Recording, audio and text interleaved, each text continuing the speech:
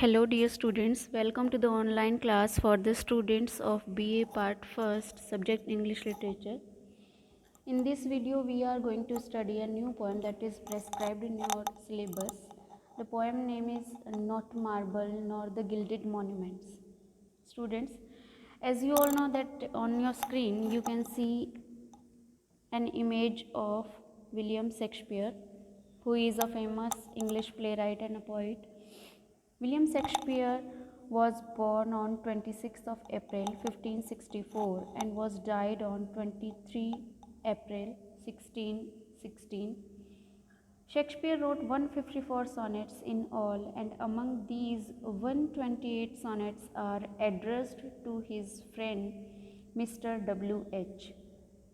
The identity of Mr. W.H. is not certain, but it is considered that the man was Shakespeare's friend, Henry Wriothesley, Earl of Southampton. And this poem, that name is Not Marble Nor the Gilded Monuments, this poem is also addressed to his friend Mr. W.H. The poem opens with the idea that nothing in the world is immortal. The marble statues, the huge buildings and grand palaces, and even the splendid monuments erected in the memory of great kings and princes are subject to decay. Means they destroy, they devastate with the span of time. Nothing remains permanent, and all of these will ruin someday, either by war or by the course of time. But the poet is sure that the memory of his friend will remain everlasting. Means the memory of his friend will remain forever. The second quatrain in this poem, the second quatrain claims that neither the most destructive war nor the fire of hell can affect the living record of his friend's memory. The poet is very much confident that his friend's memory is far reaching to these objects of destruction. The third quatrain, as I have told you that this is a sonnet, and a sonnet is a poem of 14 lines, and in Shakespearean sonnet we follow a pattern that this type of sonnet has 3 quatrains of 4 lines each and a concluding couplet. So in the third quatrain again the poet claims that even the most universal death cannot affect his friend's memory. The concluding couplet is just like a challenge about the immortality of his friend. He say, as long as these words are read, his friend's memory will be alive in the eyes of readers. So this sonnet is dedicated to the poet's friend Mr. W.H., who had been a constant addressee in most of his sonnet. The poet discusses the transitory nature of the universe in this poem. And in this poem, the poet gives an idea in that it is the loved one who is immortalized rather than the poet. The poet is himself only the instrument to accomplish this end, and he humbly celebrates the glory of the youth.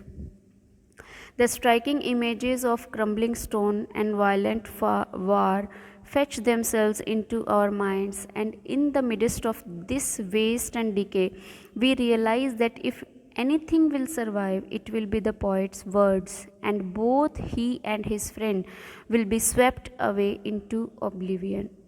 Immortality of sorts is thus achieved for the poem, but for nothing else unless it be for the love which dwells in lovers' eyes. So this poem's text is on your screen, and you can see the poem starts with these lines. Not marble nor the gilded monuments of princes shall outlive this powerful rhyme, but you shall shine more bright in these contents than unswept stone besmeared with sluttish time. Marble was widely used in statuary and in monuments for tombs of the powerful and wealthy. Gilded monuments means memorials in churches would often be decorated with gold leaf, means anything which look alike of gold is called gilded. Outlive means live beyond. In these contents means in the content of this verse, unswept stone. Students notice that in line number 4 there is written unswept stone, means a stone monument left uncared for. Those in cathedrals and churches would generally be kept clean and polished, but unswept stone means that older monuments in churchyard gradually would be forgotten and fall to ruin as the living memory of its builders and inhabitants died out. Besmeared means covered with. Sluttish means of unclean habits and behavior. So, in the first quatrain, the poet says that not marble nor the gilded monuments, means neither the marble that is used in monument nor the monuments that are covered with gold or that look like covered with gold of princes that outlive this powerful rhyme, means that this powerful rhyme will live beyond all the marbles and all the gilded monuments. But you shall shine more bright. Here you refer to the poet's friend, and in the line number 3 the poet is celebrating the glory of his friend, and he is saying that not only the marble, not only the gilded monuments of princes that were dead, they will not remain in fame. Rather, you will be remain forever with this powerful rhyme. And you shall shine more bright in these contents. In these contents means in the content of my verse. Here the poet is celebrating the everlasting youth of his friend, and he is saying that you will remain forever bright in my verse. Then unswept stone besmeared with the sluttish time, whereas the marbles or the monuments that are unswept, that are not cared, they will be covered with the time. The sluttish time means the lewd and dirty, and this sluttish word is an adjective, and it is also applied to both males and female, but here it is descriptive of times indifference to keeping the word orderly.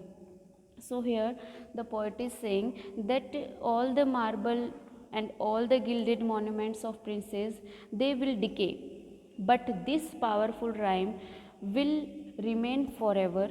And oh my friend, your beauty, your name will shine more brightly through the help of my words. Rather, the stone that is used in the cathedrals and churchyard, they will be devastated with the chance of time. So this is first quatrain, and in the first quatrain the poet is celebrating that nothing is immortal in this world and everything is to be destroyed, but my friend's memory will be everlasting. The next quatrain starts with these lines: when wasteful war shall statues overturn, and broils root out the work of masonry, nor Mars his sword, nor war's quick fire shall burn the living record of your memory. Wasteful war means war that devastates city and country. Broils means tumult, fighting, or disturbances, especially in war. Root out means destroy completely. Masonry means monuments. Mars, Mars here refer to the god of war. Quick fire means lively or fast moving fire. Living record. Living record means the memory of uh, poet's friend. So in these lines, again the poet expresses his idea that nothing is immortal in the world. The poet says that nothing is immortal in the world. The great palaces and monuments are all destroyed in the time of war. Wars are wasteful. They destroy statues, buildings, monuments, and other works of arts. But the memory of his friend will survive in his immortal poetry. Neither swords nor fire can destroy the memory of his friend. People also forget the most powerful men and their deeds, but the memory of poet's friend will be unforgettable.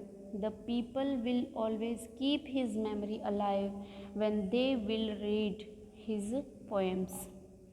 So here the poet is comparing the memory of his friend even to the works of the god of war, that is Mars. So he is saying that nor the powerful Mars sword nor the quick fire shall burn the living record of my friend's memory. So, the ravages of time is a recurring theme in Shakespeare's sonnets, and often it is addressed in terms of its unavoidable effect on beauty and youth, especially that of the fair lord. But here, its effects on statues and monuments is the focus.